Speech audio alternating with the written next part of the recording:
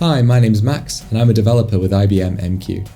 In this video, I'm going to show you how messaging fits into your application, and I'm going to show you an example as well. If you need to do some messaging in your application and you just want to do something that's simple and synchronous that just works quite quickly, then you can use REST.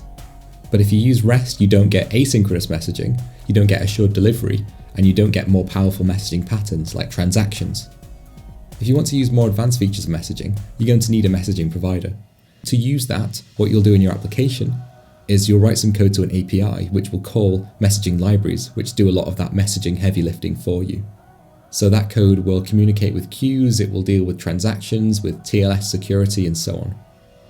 In Java, a really popular messaging API is JMS, which is a provider agnostic API, which basically means that when you're writing some code, you write to the API and you can change the vendor that you're using in the backend, so you don't have to be locked in to a specific vendor.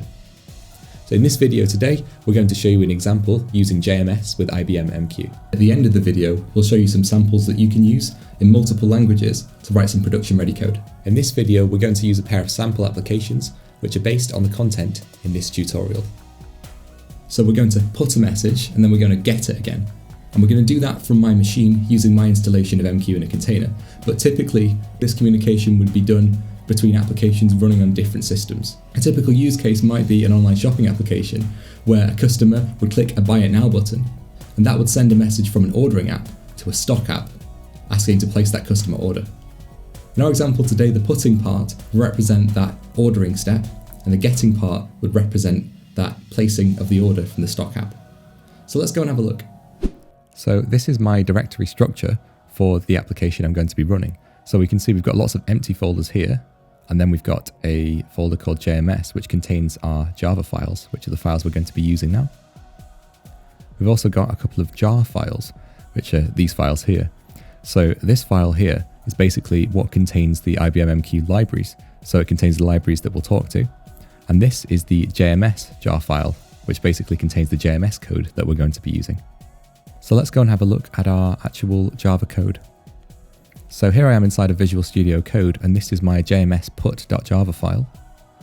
So what's basically happening here is that I'm importing some libraries from the jar file for JMS. I'm also importing some libraries for the jar file for MQ. Then I'm setting some variables here. So these are variables that the application will use to connect to MQ, and so we're setting the host. So I'm running MQ inside of a container, which basically means I'm communicating to localhost because it's running on my machine. So I'm using port 1414, and I've specified the channel, the queue manager, and the app user. Now the app password I actually set when I ran my container for the first time, so if you're using a container, make sure you know what that password is. Other than that, what we're doing is we're creating a connection factory, which is JMS's way of letting us create connections to a messaging provider. Then we're setting the properties that we declared above here. So finally, we can actually look at the code that's doing some messaging, and there really isn't that much of it looking at it. So basically what we're doing is we're creating some objects that JMS is going to use to connect to a messaging provider, which in our case will be IBM MQ.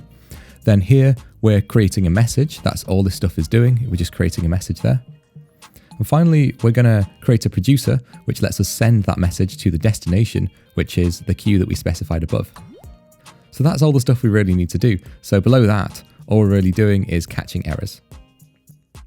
So that's the JMS put.java application, and the JMS get.java application is actually very similar. So all of this stuff is the same, and the only real difference is that instead of creating a producer, we're creating a consumer. So here we can see we're creating a consumer, and the destination we specify is going to be the queue that we specify. And then we take that message, we pass that message, and then we print it out. And that's the only difference really between those two applications, and that should basically explain what they do. So now we know what they do, I'm going to go to my terminal and actually run these things, and we can have a look at what they're doing. Okay, so I'm just going to show you that I've got MQ running inside a Docker container. So we can see here that I am running MQ because I'm running the latest MQ image in this container, and that's up right now. So now we're ready to actually run those Java applications. So to run that put, I'm actually going to copy and paste a command. But if you're interested and you want to learn more yourself and try it out yourself, then you can learn more here or in the description below this video.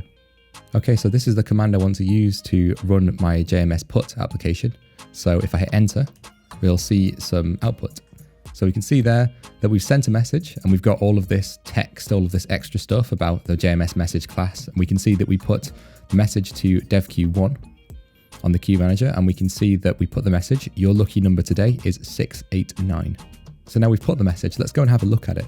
So I'm going to show you what the message looks like inside the MQ console, and we set that up in the video here if you want to do something similar yourself.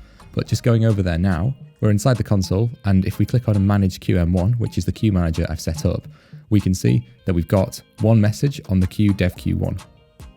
If I click on that queue, we can see that message was put from the application we expect, and we can see that the application data is that your lucky number today is 689, which is what we expect to see. So we'll go back to our terminal now, and I'll show you what it looks like when we get that message. All right, so we're in my terminal now, and we can see that I've got a similar command to before. The only difference is I've changed my file I'm running to be JMS get, not JMS put. So if I hit enter there, this will run that JMS get application. And we can see that it's going to get the message from the queue. And you can see there it's received it, and it's received the message, your lucky number today is 689, which is exactly what we expect to see. So you know that this has been a success.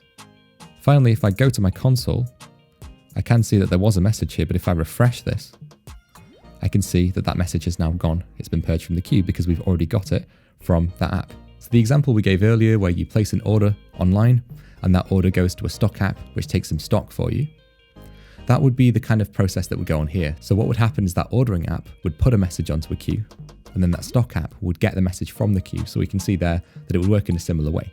Although in practice, in production, obviously they wouldn't both be on my machine. We'd actually do something a bit more interesting. And we might do that in the cloud, for example, or we might do that communicating between different systems. So it might be that the stock app is running on a mainframe, for example, and the ordering app is running in the cloud. So we've got a lot of options here, and that's really an important thing to think about. If you want to go through a Java example yourself, we've got a tutorial for that here. If you want to just get started using some code that works straight away in multiple languages, then have a look at this repo here. So this repo is a place where we have our production-ready sample code in multiple languages. Stay tuned because we'll do a video on this repo soon. We'll show you how to use it and how to get going. But for now, thanks very much for watching. Leave us a like if this video was helpful. Leave us a comment if there's anything you'd like to see, anything you want to share. Other than that, thanks very much for watching, and we'll see you next time. Cheers. Bye.